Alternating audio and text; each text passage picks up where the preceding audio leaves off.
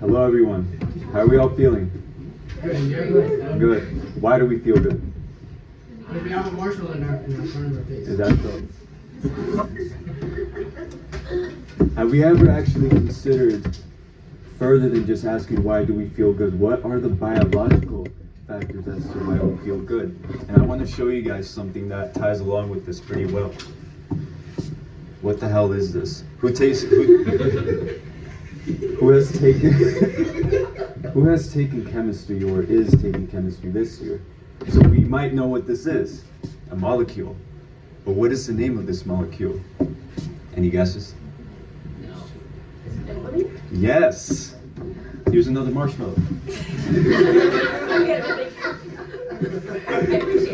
Well, no, not yet. Yes, dopamine. As Caroline said.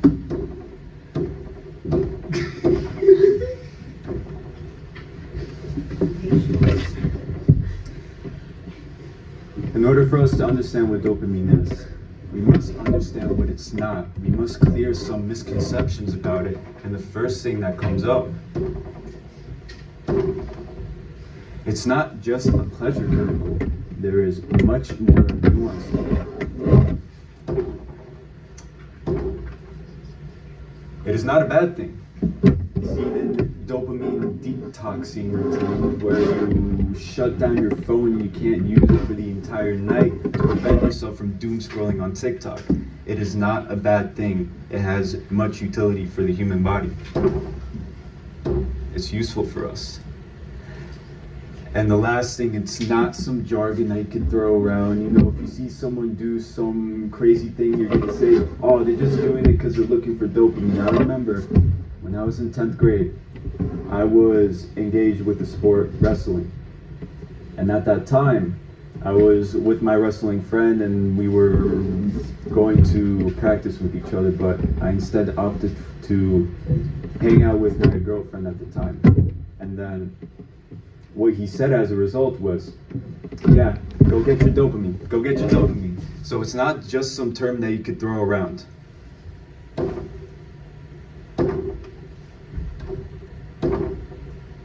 So what does dopamine actually do? First thing, so these are my preview points right here. And the first one is going to be anticipation. It's all about getting excited before the thing even happens. It's all about hiding around the corner waiting for that one friend to show up because it's his birthday and you're setting up a birthday surprise for him. And the individual who found out about anticipation is this wizard looking guy. His name is Robert Sapolsky, and he has created 2 books where I got the majority of this information from. And he created this very cool experiment called Dopamine Jackpot. What is that about? Alright, so the experiment began like this. Take a monkey, present it with a button, and an inactive light bulb. There is some light, but let's pretend it's turned off. And then stick it all in the cage. Once you turn on the light bulb, the monkey has been conditioned to where if this light bulb turns on, and that means that if I press the button 10 times, I'll get food. Look how happy he is. So then the monkey presses the button 10 times. And then he's waiting for his food to pop out, and then eventually he chows down. And I know I use different species monkeys, but let's just say it's the same exact one. It just... So, what does this have to do with dopamine though? Here comes that. There's going to be trivia, and I want you guys to refer to this graph. What this is how dopamine levels change across time. So think about it. How did the dopamine levels of this monkey change across time? All right. So here are 3 possibilities that you guys might have come up with, and I want you guys to answer which one do you think it is. Is it 1, where the amount of dopamine levels rose in response to seeing the food? Is it 2, where the dopamine levels rose in response to seeing the light and then dropped down after seeing the food? Or is it some miraculous stacking method where the dopamine levels rose in response to the light and then rose again in response to the food? What do we think it is? It's 3. Number 3. All right, 3. 3. You said 3. 3. 2. 2. 3. 2. Put your hands all the way up so I can see the rest of all of you. All right. The answer is 2. Why is that? Yeah, it's confusing, right? Wouldn't it make more sense to be, I don't know, you get the dopamine when you actually get the food? No. You get the monkey's dopamine levels increased in response to the light the most.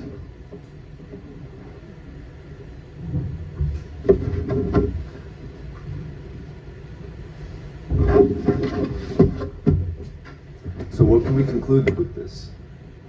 Dopamine levels rise in anticipation of the reward rather than actually experiencing the reward itself. And this may be the case due to dopamine, I don't know, let's say this is dopamine right here. Dopamine binds the reward that you would get from experiencing the reward, the value of the reward. What dopamine does, it attaches the value of the reward to the work it takes to get the reward.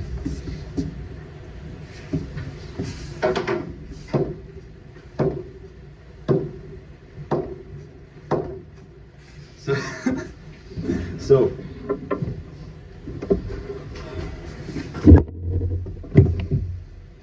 another interesting finding by the wizard-looking guy is the maybe factor.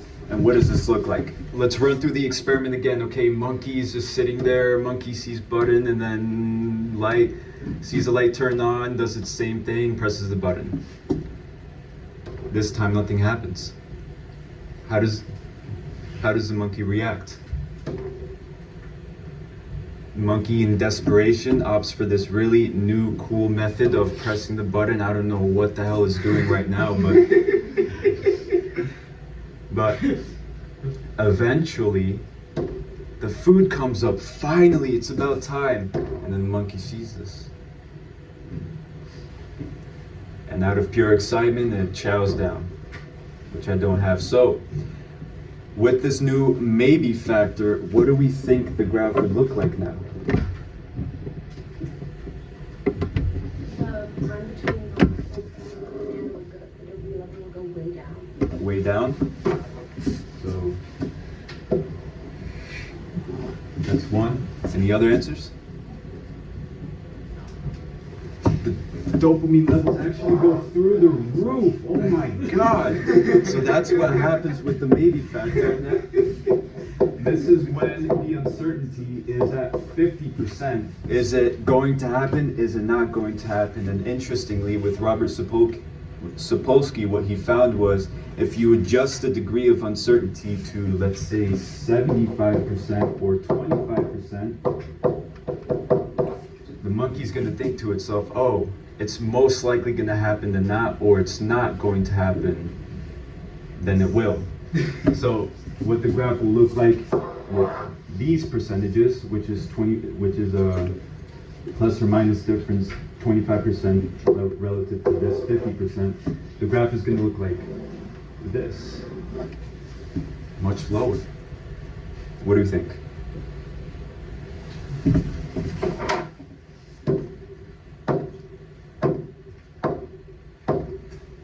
So that is anticipation. Dopamine is all about anticipating a reward. It is not just about dopamine levels rising in response to the reward itself. I'm just thinking of you at over 10 minutes. So, striving, the pursuit of happiness and the happiness of pursuit. This is the next preview point about dopamine. And we humans, we use dopamine in a very interesting way, but let's take a look at this zebra right here. Let's say it sees some grass in the distance, and okay, that's grass right here, and then it feels amazing after eating the grass, whatever. It took about 5 minutes for this entire thing to occur. But for human beings, we do this very interesting thing where throughout almost our entire life, like 40 years, we're able to think about things like college and what we're gonna do when we grow up in high school and getting the right SAT scores. We're able to attach. So as it was said before, dopamine is able to attach the value of reward to the work it takes to attain the reward. We are able to attach the value to things, to the work that could occur even beyond our death, as seen with this scroll, which is very interesting to think about. That's why some people for example, George Washington, he has these precedents set for the future of the United States, for the future of our people. We humans are able to think that way.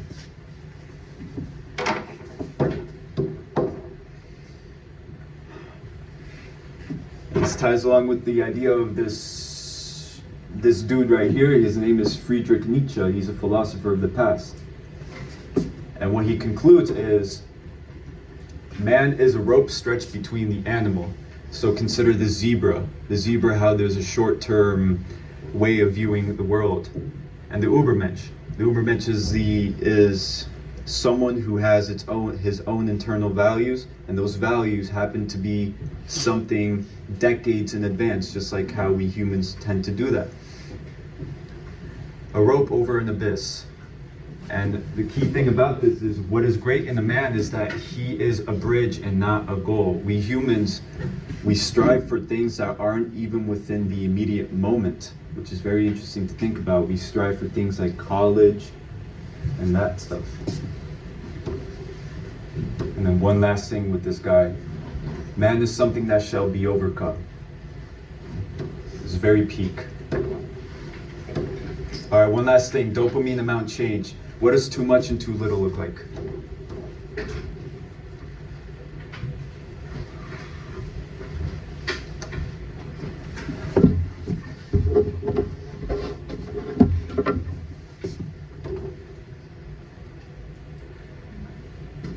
So this is another thing similar to how Caroline described it before, how the dopamine levels are low this time. This is what low levels of dopamine look like in response to, I don't know, your favorite food and while thinking about college.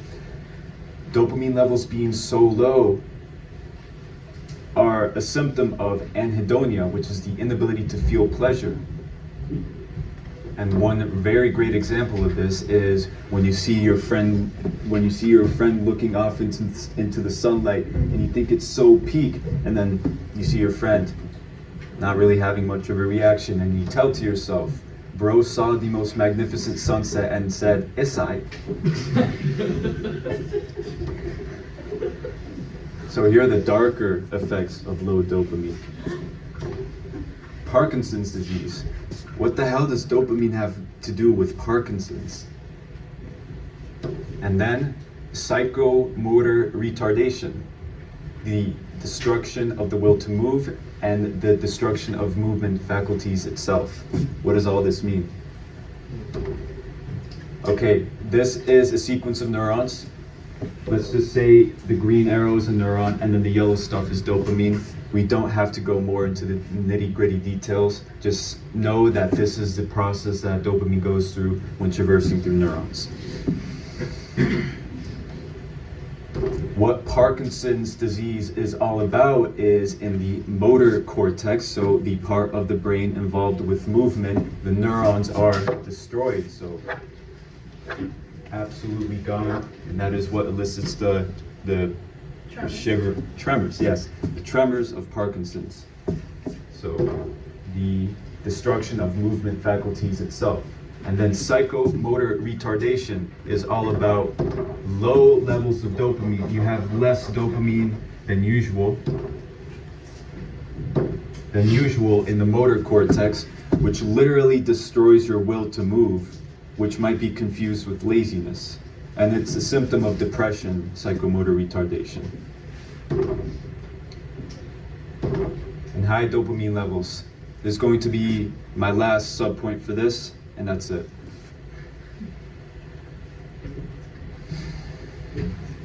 Okay, refer back to this graph. You see the light, you anticipate the reward, you get the reward. Stimuli seems pretty normal to me. Now, let's take this really interesting concept called aberrant salience. What does that mean? Aberrant salience is all about the stimuli. Instead of it being a light bulb, it is that random speck of dust in that corner of the room, and then suddenly you think to yourself, they planted that dust there to test me, or to spy on me, or whatever. This might bring up the idea now that aberrant salience might have something to do with some type of psychotic disorder.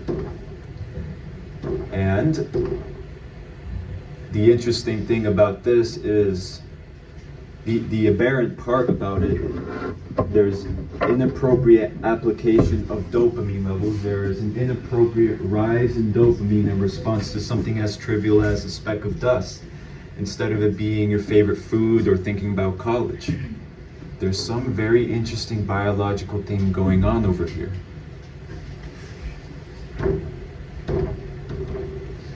Delusions and hallucinations. So that's all I have for now. I did not have time to complete the rest of the slides. And dopamine fundamentally is all about the anticipation of the reward rather than experiencing the reward itself. And is also involved in our movement. And that is what dopamine is. Thank you.